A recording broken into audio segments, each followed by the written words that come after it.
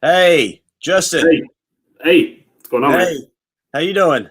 Oh, living the dream all day, every day. Good.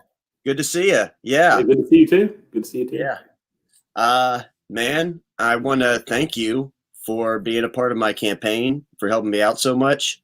Yeah, no Um, problem.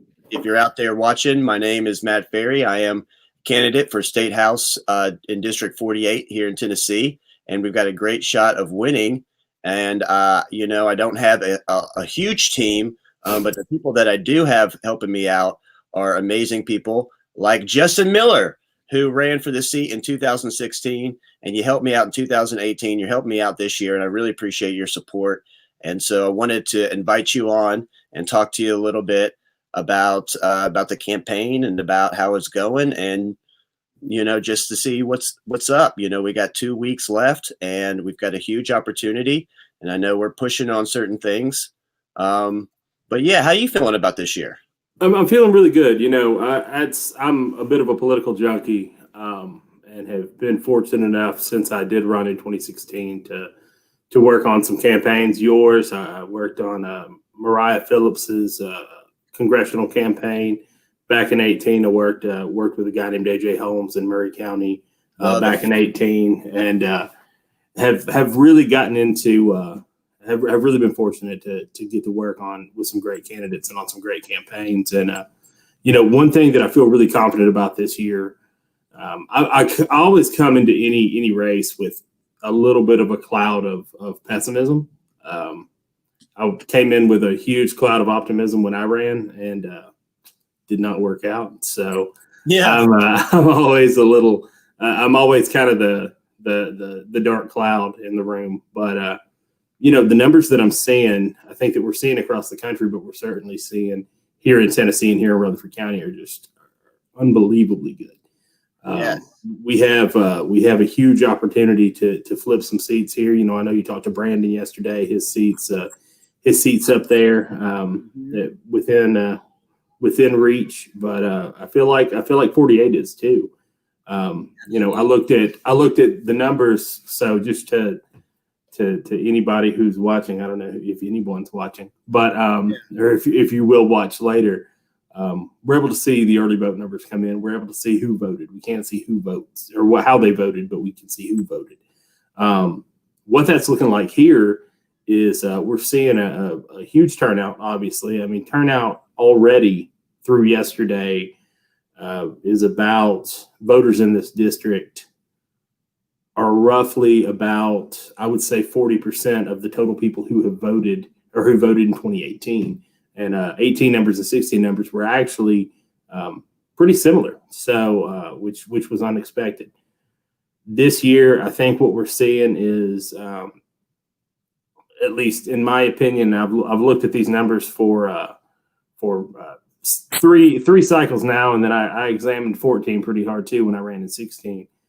We're seeing a younger group of voters come out. We're seeing women leading the charge. They've got about a 10-point bump on us guys, which is fantastic because no offense, Matt, I hope you get elected, but we need a lot more women voices in the state legislature, state Absolutely, Senate, Congress, dude. Senate, Absolutely. Presidency.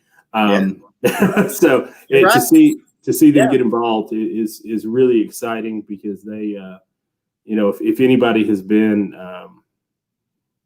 I'll say this: I don't want to get in trouble or get too political, but us guys have had a pretty fair shake and have had enough time with it. And I think the women need a voice, and especially in the state house. So to see women vote in the numbers that they are is really encouraging.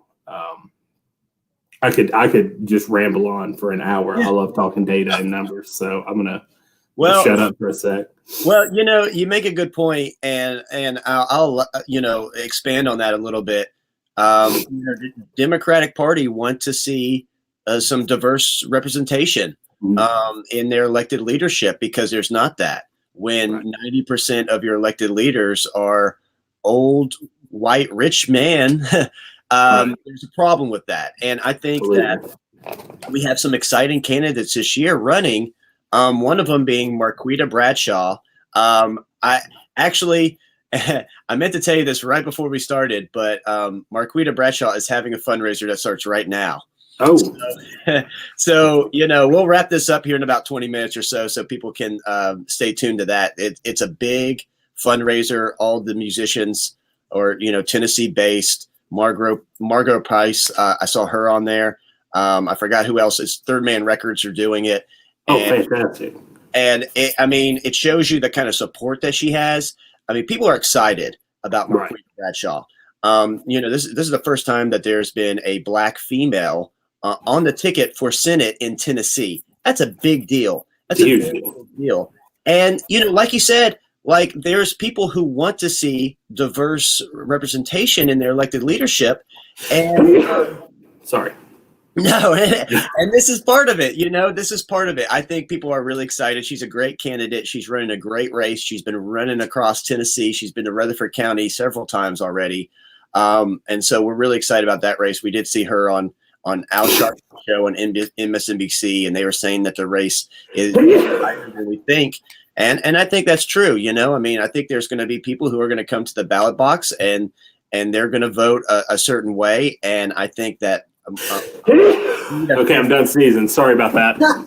They always come in threes. I was really trying to hold that last one back. Good Lord. Okay. Well, going back for a second, I want to say something else too. I was talking to somebody about this, but since I've been involved in local politics since 2014. That was the year that I really got involved and really saw what was happening. And the guy who ran in 48 was Bill Campbell. Mm-hmm. And, we're lucky that Bill Campbell ran because not all those state house seats had candidates that year for Democrats. He was the only one in Rutherford County that year. Mike Williams in Smyrna. Okay, that's right. Yeah, but that was it. It. We didn't have anybody for Senate. We didn't have anybody for the other two state house seats. And those were missed opportunities for us then.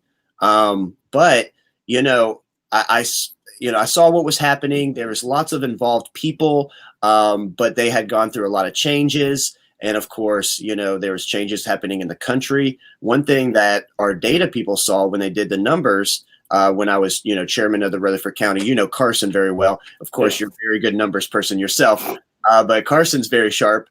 And Carson Turner did some numbers for us, and he found 30,000 Democratic voters in Rutherford County that just stopped voting. They didn't, switch parties. They didn't die. They didn't move.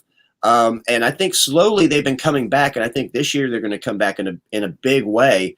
But, like I said, I've seen a big difference between 14 and 16 and 18 and 20. And it's really encouraging to see. People are fired up and people want change. And it's about time because, going back to the state house, state Senate, there's been a Republican supermajority there for 10 years. And what have they accomplished exactly?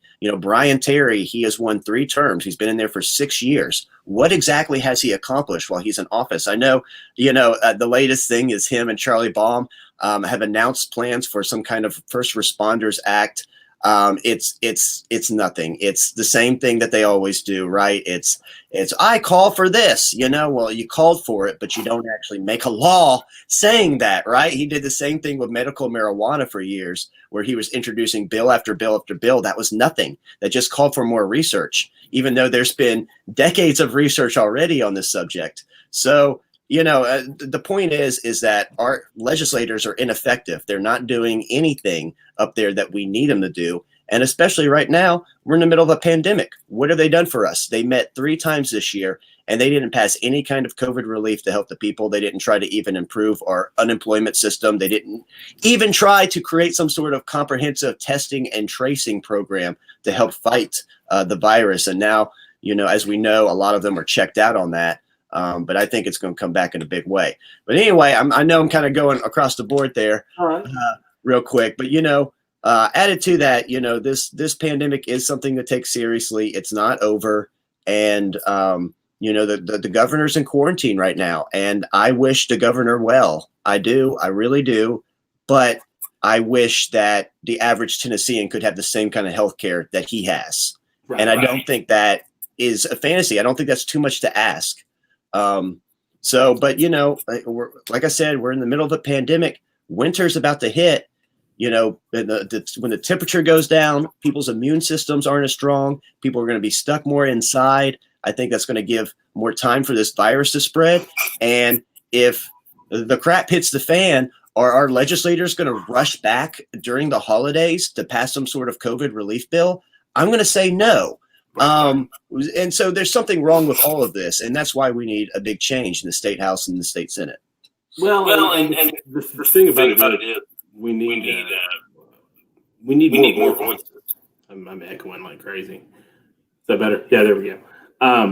We need more voices. It's going to be hard to break the GOP supermajority. It's going to be right, but it's kind of a domino effect. So look at it like this.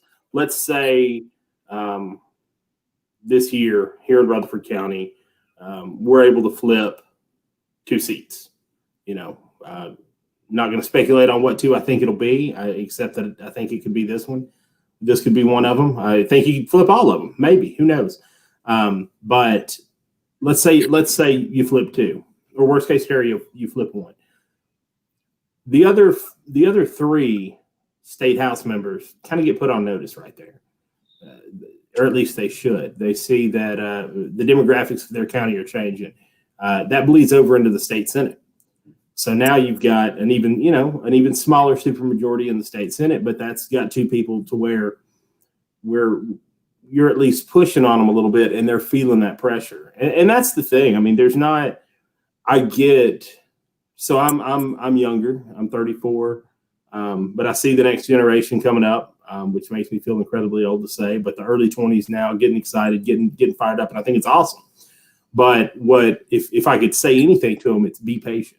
It's not always making progress happen. Does not happen quick. Sometimes defeating a bill isn't outright defeating it. It's getting killed in committee. Right. It's not as sexy. It's not as it's not as fun, but at least it happens.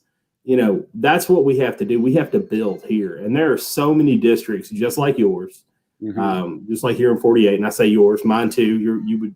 I would be a constituent of yours, and that would be lovely. But we've got 4 seats here that I think are right for the picking.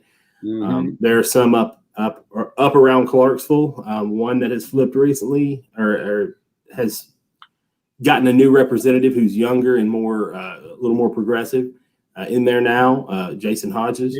Yeah, love that guy. Yeah, I mean, we've got that kind of energy. We've got opportunity in Hamilton County. Chattanooga is a I hate to say a liberal bastion, but it's like stepping into a different state when you go to Chattanooga. You've got a broadband throughout the city that's free to everybody. You've got a decent public transit system. You have environmentally conscious buildings. A lot of the hotels they're building now are built. I forget what the program is, LEED or something like that, but they're environmentally conscious. There's things happening, and that can mushroom. That can come out here. Right. And so that's where we have to focus. And that's why, no matter where you are in the state, you could be in the reddest of red counties. Get involved. Do something. Let your voice be heard, because I guarantee you there are folks out there. And if running for office didn't do anything else for me, it made me realize that I wasn't alone in feeling the way I felt about what was going on. And I'm sure you've experienced that yourself, running for office and being involved in politics for as long as you have. There are other folks out there who are just looking for somebody to step up that they can walk with. That's it. So you don't have to necessarily hold office to pull it off. I mean, it helps. I don't have to have a car to walk or to get to the store, but it's a lot faster. But a lot of times you just have to put the work in, and it's going to be slow. But what people forget is we had a Democratic state house just a little over a decade ago. We can do it again in that same amount of time. So right. I don't really know where I was going with that. I just kind of got on a little bit of a tangent, but this election is important, and that's why. When I look at these numbers, kind of going back to the numbers, one thing that I see here in Rutherford County, Voters under 30 make up about 15%, which is pretty good. Okay. It's not great. It's not where we want to be. Mhm. But on another race I'm working on, they make up 8%. Wow. Come on, like get to the polls. It's the least you can do. It is the least you can do. You don't have to get involved. I'm not asking you to knock doors. I'm not asking you to make phone calls. I'm not asking you to do any of that. Take it. Set aside 2 hours. Yeah, set aside 2 hours. Yeah. There's so much you can do. Right. Just say, I'm going to go vote. And guess what? If you're done voting in 15 minutes, you have an hour and 45 minutes to do whatever you want. But set the time aside. It's so important. And it's so, I think that kind of going back, I'm going to loop this back around to what you were talking about. When we started to see politics around here change, I think a lot of people just became lethargic. And it's not necessarily an indication of who we had in office then. I'm not saying that, because we had some great, we had, Andy Womack in the state Senate. Yeah. Golly, I am just blanking right here. John Bragg. Yeah. As our state house, as our state representative, we had his son Tommy as our mayor. We had a lot of good people in office, but I think what was happening on a national scale, I think there was some blowback from Obama. I think that didn't help. But I think what happened on a national scale kind of started to suck the air out of the room. Mm-hmm. And, what we're dealing with now is trying to get that oxygen back in the room. And we're doing that as a party by putting candidates like you, candidates like Marquita Bradshaw, candidates like Chase Clemens, who to me doesn't get enough attention. He's a fantastic candidate. Yes. Chris Hale, Mariah, Brandon, Mary Vaughn, these are all people that have something to do right here, and they're all energetic and they're all magnetic and they're all wonderful. Yes. And so I think pumping that back in is, like I say, it's going to be a slow climb, but we'll get there. Yeah. Well, I think that we've gotten somewhere already, thanks to the work that you've done as a candidate and as a political operative behind the scenes. But I see a lot of potential here in Rutherford County. I see a lot of potential in Tennessee. I think that it's not going to be long now before the national party starts taking Tennessee more seriously as a battleground state, because I really do think that we have a lot of potential here. Going back what you were saying about the supermajority, it's so important that we break their supermajority, because we can't even have a conversation about some of these things. We can't get a quorum. I mean, we can't. If they decide they want to shut us out, they totally can. Right. And the way that the committees are structured, if there's not enough Democrats, they can just put one Democrat on each of these committees. And, Jeff Yarborough, he was saying, I can't even get a second, I need at least a second for our business to move forward.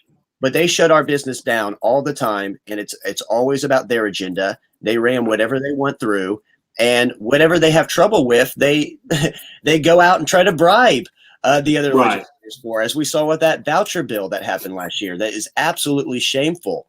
I'm pretty certain the TBI is still investigating that, but we know that there was a Democratic state House member that was offered, he's in the National Guard, and I forgot what rank he is, but they said, how would you like to be general?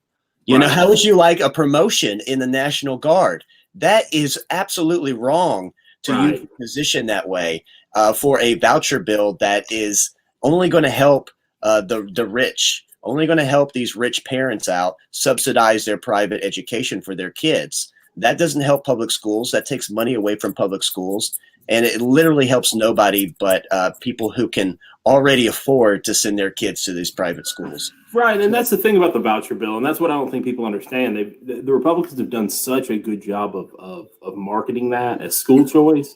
Right. That folks think, oh, that would be great if that would give me the money to send my kid to and I don't have anything against or private schools. Right. My daughter goes to a private school. Right. I have no problem with it. School choice. Yeah. I don't expect you to pay for it. Right. You know what I mean? Like, I don't expect the taxpayer to pay for it. And here's the thing. If you really want to get to school choice, maybe that's okay eventually, but let's fund the public schools now that are already drastically underfunded. I mean, we rank towards the bottom in the state of Tennessee in per pupil spending compared to the nation. I think I know we're in the bottom 10%, but we may be, we may be third from the bottom. I haven't looked at I hate to even say that, but I know I feel confident saying we're in the bottom 10%, and our educational outcomes show it, So we've got an opportunity to, and here's what, and I'm going to break off on another tangent. And I'm so sorry. Do it. Go for it. You've had enough beers with me. When I get going, I'm not drinking. I've got some water, but yeah, if I was 2 bourbons in, this would be a whole different conversation with a lot more obscenities. But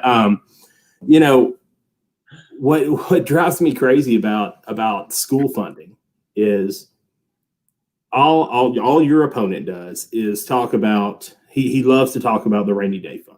He did a post on it yesterday. I'm a constituent. I follow him. He did a post on it yesterday. We didn't have to touch our rainy day fund throughout all this pandemic, and these other states did. Look at us.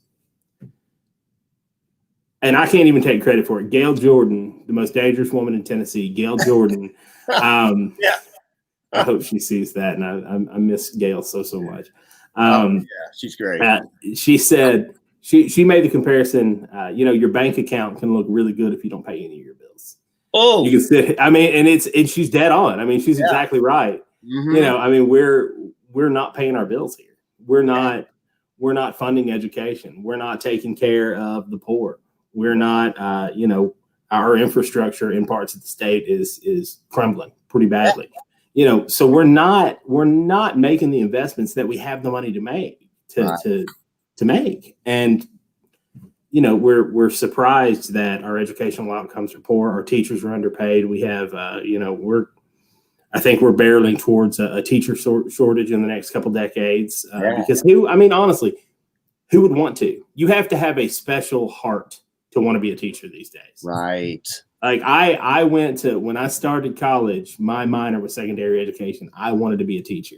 Mm-hmm. And I had to do, in my first semester, I had to do some kind of student teaching. And I made about 3 days in, I went, no, this ain't for me at all. And I was 19 at a high school. These people were close to my age. And I was like, this is a nightmare. Was I this bad? So I've got a huge heart for teachers. Yeah.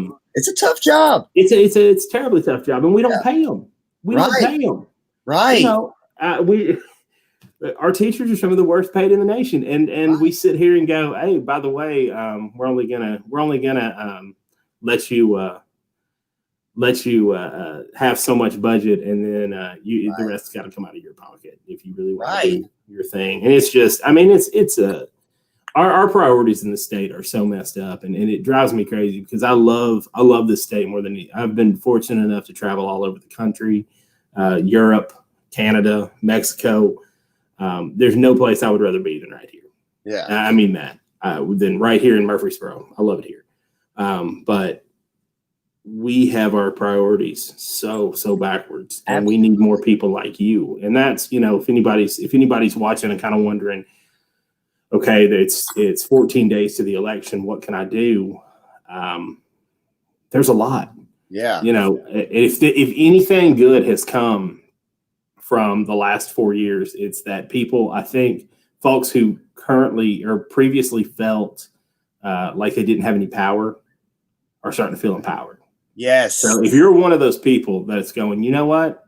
I've already voted. I was there the first day, or I was there the second day. What can I do? Get involved in a campaign right now. If you've got a little extra money, donate it to somebody. It's amazing. And Matt, you can speak to this. It's amazing what an extra $500 or $600 will do for a campaign. I think people think that these, that when they think about, the only time you hear campaign funds be talked about, it's in like a congressional race or a presidential race, and you think it's in the millions. It doesn't take that kind of money to run a state house race. A lot of people will tell you it will. A lot of people will say you need to raise $150,000. It's not true. Yeah. It's not true. You've got to spend it smartly. You've got to be wise. But and you're gonna have to get creative. But races like this, a couple $100 make a world of difference. So it's. Go ahead. Sorry. Well, I'm glad you mentioned that because we are making a last minute fundraising pitch, And we got one mailer out, and we think that was very successful. We're trying to do a smaller mailer. We're trying to target some people who we think are going to be responsive to our message, who just don't come out and vote as often.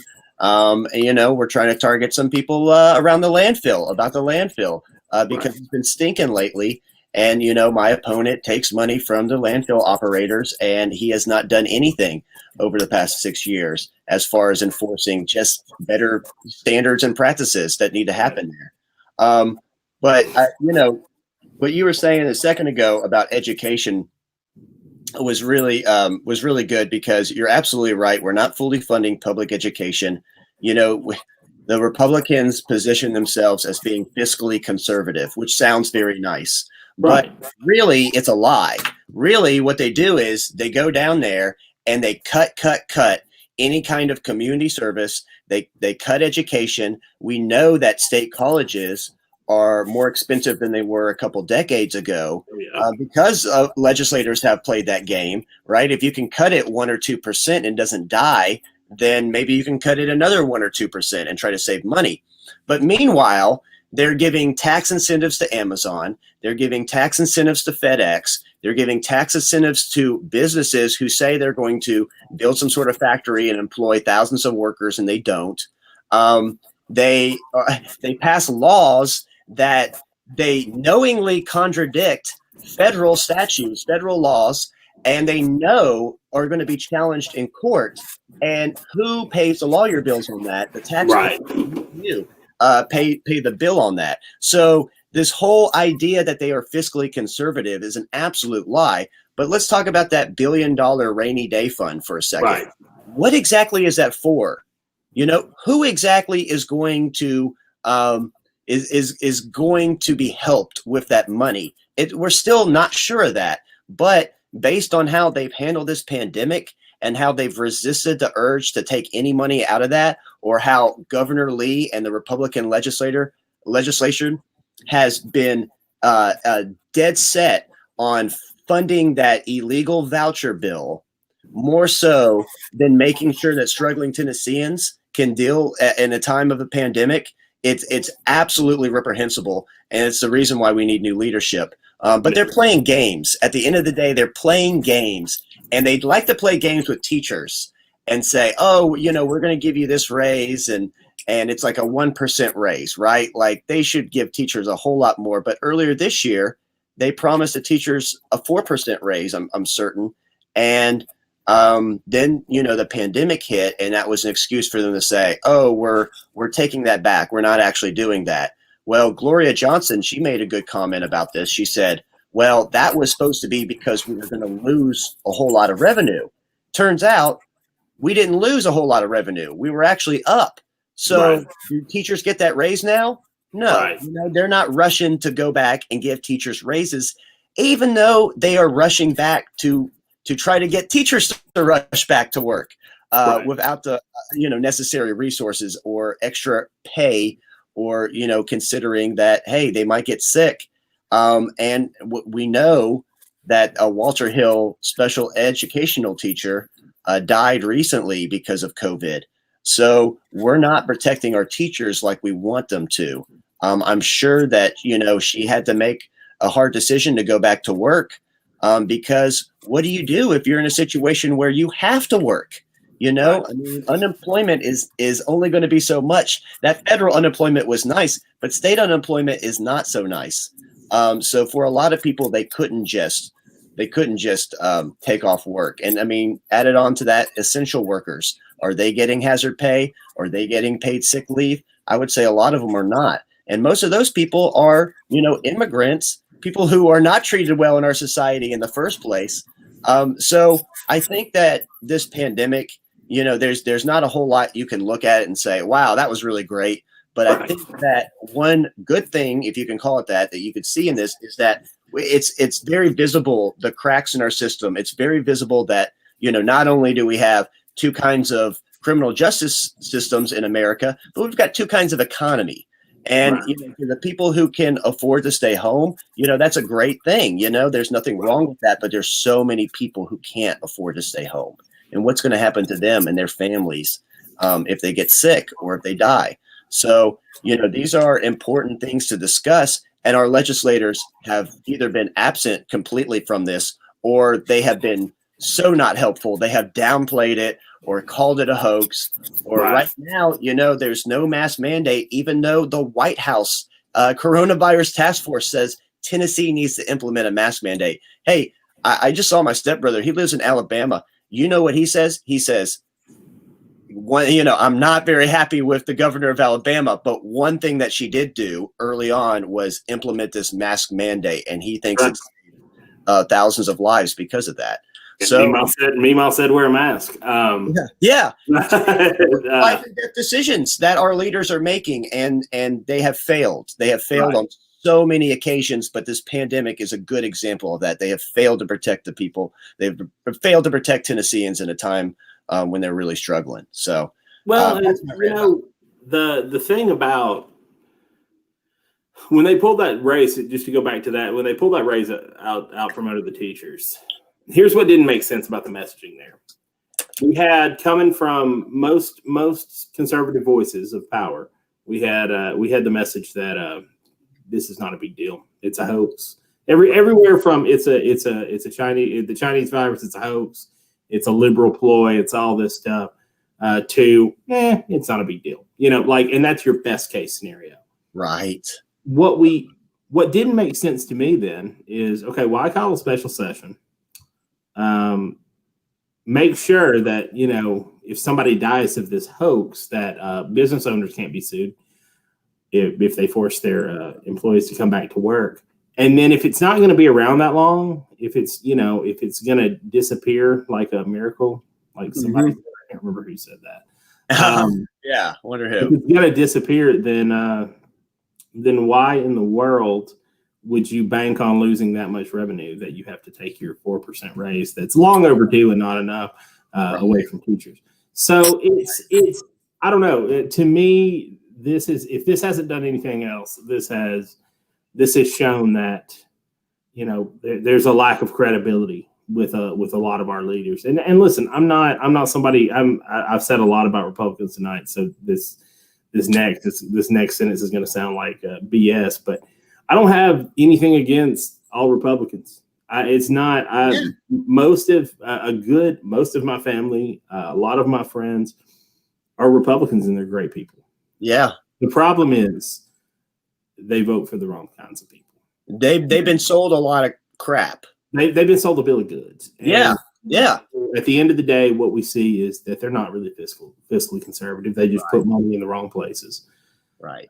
That they're not pro-life because they let people die all the time. They don't expand healthcare like they should, like they've had the opportunity to do since the end of 2014 when Governor Haslam introduced Insure Tennessee. And that they're not, that in a lot of cases, when you look at what the behavior that has come out of the majority, they're not good, decent people either in all cases. I mean, I don't want to name any names, but a former speaker was his name rhymes with Lynn Massada. Again, don't want to say any names, but the just buffoonery that came from him. And listen, I had a business relationship with Glenn Cassidy. I said his name. He's on the surface, he's a nice guy, but he let power get to his head, and then he surrounded himself with some of the dumbest people that he could have surrounded himself with that were just as power hungry. Didn't know how to wield it. Right.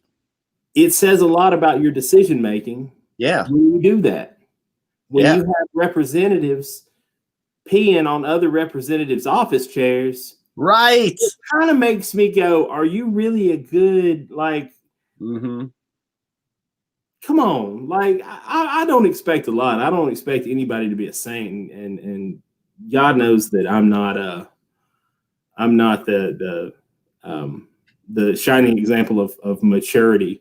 But at the end of the day, just go to work and do your job. Like, that's it. Yeah. I don't care what you do on your own time, but when we see headlines coming out of Tennessee like what we've seen, or like what we saw with Jeremy Durham, Mm-hmm. you just have to sit here and go, what are we doing? We haven't made any progress. Right. Education's worse off than it was. We're sicker than we were. We're poorer than we were. Mm-hmm. It's something, and I get into data and I get into all that crap. And it's the thing I was trying to sell you on the other night with the United Way thing with Alice. I mean, half of the state is living paycheck to paycheck. Yes. Half of it is either living paycheck to paycheck or below the poverty line. Mm-hmm. What are we doing? Yeah. What are we doing? Yeah. Our job, your job as a legislator, is to get in there and take care of your constituents. How do you say, you know what? Yeah, 30% of it, like in Lake County, 30% or 30, I think it was 35%. Yeah, they live below the poverty line, but I'm still here for them. Or, yeah, our rural hospital closed, and if somebody has a heart attack, they're probably dead, but I'm doing my best for them. You can't. And I just want to see, I don't care whether it's Democrats or Republicans. I want to see people in office Mm-hmm. that really work hard to take care of their constituents. That's all I want. Right. I'm not in love with the political party, but right now, one of them is putting out options to take care of people, and the other's taking them away. So, Right. Right. Yeah, no, I mean, they're definitely playing games, and this is a serious thing. They're making life and death decisions in the state house and the state senate. And, you know, that no offense to anybody in the fraternity, but it's like a frat house up there. Like, honestly, like. That's an insult to frat houses. What's that? That's an insult to frat houses. Yeah, I know.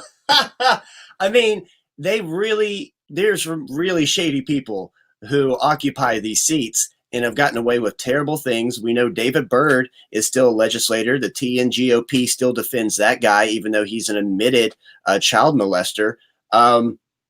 And you know, you said Glenn Cassida, you said Jeremy Durham. I had a friend who worked as an aide in the state capitol around 2000, 2001. And she said on the second day, you know, they bring all the new people together and they say, okay, watch out for this person. Watch out for this other guy. Don't be on an elevator alone with this other guy.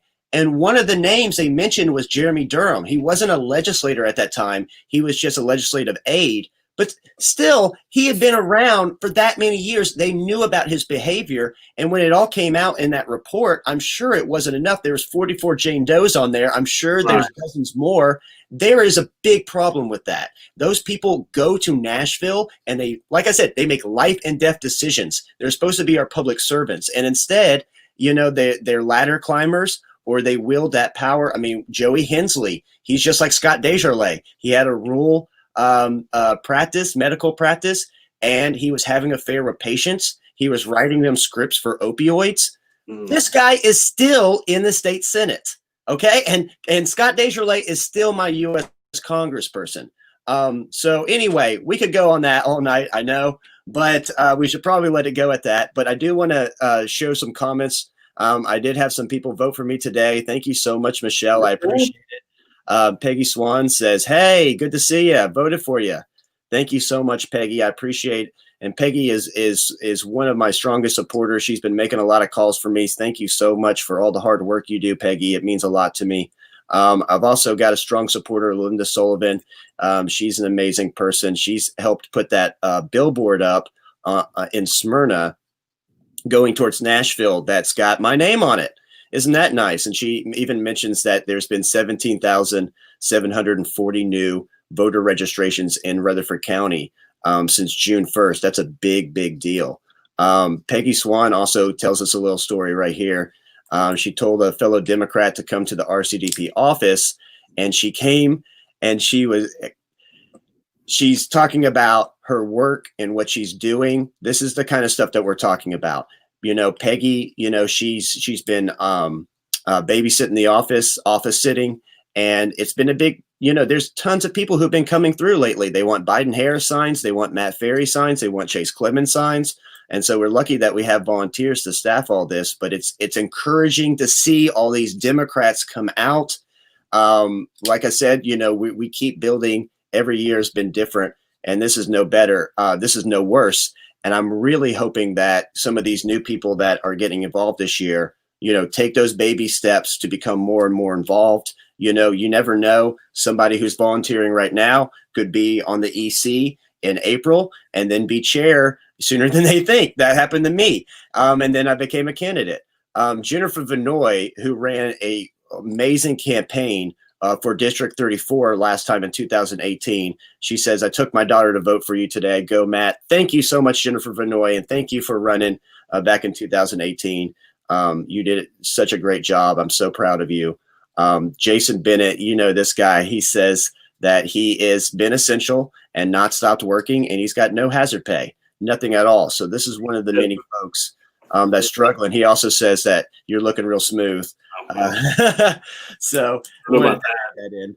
And Rosa says, yes, thank you, Rosa. Love you so much. I appreciate your support. So anyway, I just wanted to show you some of those comments because they're important, and they're kind of what we were talking about earlier. Even if you feel like you can't do much, there is something you can do. You can make the baby steps to that. Maybe you can't be making phone calls or doing this or that right now, but we need people to sit out by some of the polling places with our signs, because in Murfreesboro City, they take them up if there's no one sitting by them. If you want to do that, shoot me a message, sign up on my website. I would love for you just to even do that kind of stuff. So there's plenty to do, but this election is so important, and we could win this, which is very exciting. But we're not just building for this campaign this year. We're building for everything. We're building for Rutherford County. We're building for Middle Tennessee. We're building for 22, 24, 26, and so on. All these state house seats and the U.S. congressional seat are up every 2 years. So they'll be up in 22, also in 22. Some of these county school board seats, we want to see new people on the county school board.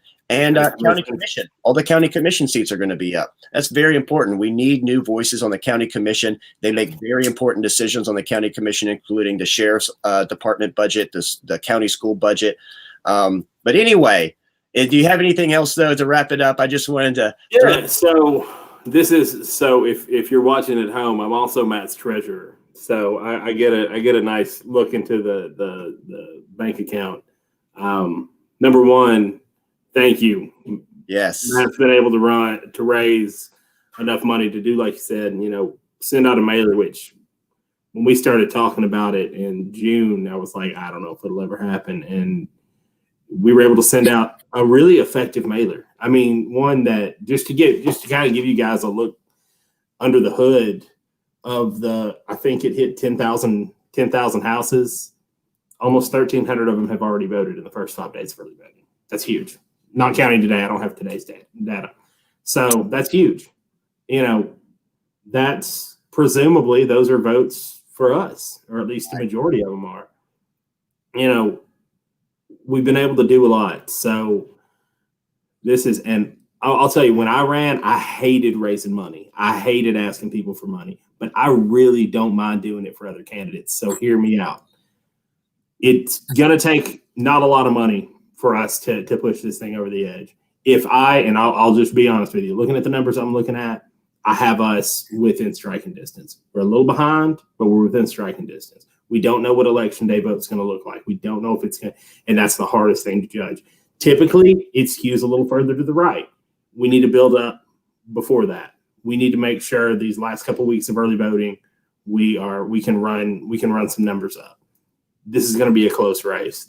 I still believe. I sent an email to if you get Matt's emails, you got one from me today. I still believe this is the sleeper race in Tennessee, and I've worked on some great races in the past couple of years with some amazing candidates. But I really think that this is kind of the one that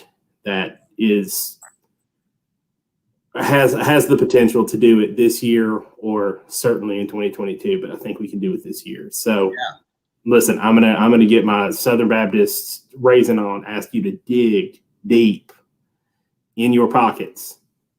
Don't put yourself in financial trouble, but $20, you have no idea how much that can do. $20 on the budget that we're running on, $20 is 100 mailers. No kidding. I mean, it's amazing how we've been able to drive those down. That drive the cost of those down. Maybe not 100. That's a little more. That's but 80.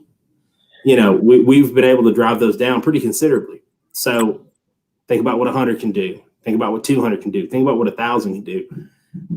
I want to see this race flip. I wanted to see it flip in 2016. That's why I ran. I was not the best candidate in the world. Learned a lot. There's a lot more to it than I thought. You can probably hear my son in the background. That's why I didn't run in 2018.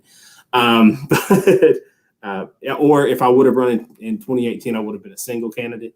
At least that's what my wife said. But it's important. If you're sitting there going, man, I want to help, but I don't have any money, it's totally cool. Sign up, volunteer. We need people phone banking. We need people text banking. We're reaching people texting better than we've ever reached them calling. Right. And we're living in a time where not many people want you knocking on their door. Like if somebody came and knocked on my door, I probably wouldn't vote for them, even if they were from my party. Yeah. Because I would be like, there's a global pandemic, right? So, and some people are and some people are fine with it, but just it's kind of a weird time to do that. So texting has been a huge, huge help. We've reached a lot of people that way. Sign up to do that. Take an hour of your day. We've got 14 days to the election.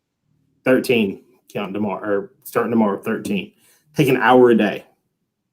You can reach in taking an hour a day doing that. You can reach 5,000 voters, one person. Yeah. So there's a lot you can do. You're not powerless. Right. You have the ability. And whether it's this race or if you're watching and you're not from this district, but you're really excited about a candidate in your area, get involved. Mm-hmm. You're not going to find a campaign, especially at this stage of the game, that says, no, we're good. Right. Right. You're not going to find it. Right. So get involved, get excited, donate when you can. And you know what? If you're young, and I say this as I was one of the youngest when I ran in the state. Matt, you're a young guy. I think you got like a month or two on me, but we're about the same age. Yes, let's say. But you never don't be afraid to get involved, even if you sit here and go, I don't know if I want to run for state house. Talk to somebody about it. Mm-hmm. Talk to somebody like Matt about it. Talk to somebody who's run. They'll tell you all about what it entails. Mm-hmm. And then if you think you can do it, do it. Don't be afraid. Yeah. Get fired up, because the battle doesn't stop November 3rd. Yeah. Take November 4th, sleep, and then get back to work. Right. And we have seen this seat move from when Bill Campbell ran, who God bless Bill Campbell for stepping up and running, and God bless Bill Campbell for conning me into running so he didn't have to. I love Bill Campbell. Bill Campbell was hugely helpful to me. But I think he lied to me a little bit. I'm kidding, Bill, if you're watching, I'm kidding. But it was at 33%. I got it to 35. In 18, Matt got it to 39. Another 4-point jump, and that's in just 4-point jump organically, puts us at 43. Democratic turnout is going to be higher than ever this year. Yes. This is a flippable seat. And if we don't win, we could be 48, 49, which would be huge to be at 6 years ago, 33%. So the battle doesn't stop when the election ends. So if I could say anything because I'm blathering on, I'm getting excited as I do when I talk politics. Get involved, stay involved. There's no election too boring. There's no election too small. Right. I don't care if it's dog catcher, which we don't vote for here, but dog catcher to president. Get involved, learn about the candidates, help the candidates. If you don't like the candidate, run against them. Right. Or find somebody to run against them and help them. But stay involved, stay away. Yeah. Where we have lost power in this state is off-year elections. Don't let and I know we're in the throes of 2020, but think about 2022. All this excitement you're feeling right now, just bottle some of it up, put it in your drawer, and save it. Yeah. Because we're going to need you in 2022 too. Right. So right. Absolutely. That's sorry. I get wound up. No, it's a good point. And, just to add to that, you actually inspired me to run. I remember seeing you at Cultivate Co-working. You had well, I don't know what you would have called it. I want to say rally, but you had an event Yeah, at Cultivate Co-working. at a town hall. I think it was a town hall. That's right, because you took a bunch of questions. I forgot how long it was. You talked for a long time, but that was That good. It I was a good always have. My teachers always commented on that growing up. So I was so impressed with you, Justin. I really was. I was so impressed appreciate with what you had to say, with how prepared you were. And you took those questions and you handled it so well. I was very, very, very impressed. And when 2018 approached and I decided to make that decision, you had my back and you helped me through so much. And I can't thank you enough. And this year, you've been a huge help. So thank you so much for everything that you've done. no And problem. like you said, we've got so much potential in this district. We've got so much potential in Rutherford County. Mhm. And we could see a big change this year, but I think we're going to continue to see, the climb. I think 22 and 24 are going to be good years for us as well. But if you want to get more involved, my website is mattferrytn48.com. I'm also have a virtual fundraiser this Saturday at 7 o'clock. We have Roy Lee, who's going to be the host of it. He's a very funny guy. We're going to try to make this a fun thing. We got some special guests that are going to be there. We're also got some music. It's $5 for the link. And if you donate $20 or more, you're entered to win some original artwork by some local artists. That's pretty fun. Some of them are Democratic. Most of them are Democratic leaning pieces of art. They are gorgeous pieces. My friend Casey Sheffield has done that. I forgot the other artist's name. His name is Oliver something. I forgot what it is on top of my head. But he has done some gorgeous artwork as well that we're going to be giving away for that event. And then Sunday, there's an event that we have not promoted yet. And this is not technically a fundraiser. This is more of kind of a political rally thing. But Bill Stieber and some of the Jake Leg Stompers are going to be playing. And that's going to be out on Pete Rude's land, which is by MTSU, kind of across the street from Sir Pizza and Slick Pig on Main Street. And so that'll be a fun event. That's just a good old fashioned political rally as far as we can do it in a pandemic. But Pete Rude's a pretty fun guy, and he likes to play ultimate frisbee, and so there'll be some ultimate frisbee playing there, and there'll be some music. So it's just a good event to have, just a fun event to have here at the very end. But like you said, we've got 14 days left, and there is so much to do. We plan on talking to a lot of people between now and then, including right after early voting and before Election Day. Some of the people who vote on Election Day are like, I'm Election Day voters. I love voting on Election Day, and that's fine. Other people sometimes wait until Election Day because they might be undecided or they might be unsure. And one of the things that we're trying to fight is down ballot drop off. Some people go to the ballot box and they just vote for president, and so we really like to see people vote straight ticket right down the ballot. There's only a few races, besides president. And we've got some great candidates with Marquita Bradshaw running for Senate and Chris Hale running for Congress. So I'm encouraged. These are exciting candidates, and I think they're going to bring some people out. So we've got a huge chance to win here in Rutherford County. And I appreciate all the support that everyone's given me. If you're hearing this, I cannot thank you enough for all the love and support you've given my campaign in 2020 and in 2018. So I'm super pumped this year. I'm super excited. Justin, thank you again for coming on here today and talking with me. I appreciate your insight, and I appreciate your work. You've been working really hard for me, and I appreciate all that you've done. And we've got a great shot to win this year. And I really think that the strategy that we have towards the end is going to peel off some more voters. And we can win this. It might just be a couple percentage points. It's probably not going to be a couple of votes, but we can win this. This is real. This is real. So it's very exciting. And I mean, like I said, like I am dedicated to go to Nashville and fight for the people of Tennessee, no matter who they are, if they're Republican or Democrat or whoever. Tennesseans are struggling right now. There's life and death decisions being made at the state capitol, and our legislators have been absent at best and negligent at worst. So anyway, there's my last pitch. Justin, thank you so much. I appreciate you. We will talk very, very soon. I never know how to end these, by the way, so I always sound like I'm like wrapping up a conversation on the phone. But if you're out there and you're watching this, thank you so much for watching. If you want to do it the true Southern way, say, "Hey, let me call you back in just a minute." Yeah. So yeah, that's the way to do it. Hey, let me call you back. And hey, then, just 1 minute, Justin. I'll call you back. All right. See you, Matt. Thank you so much. I'll see you soon. Y'all have a good one.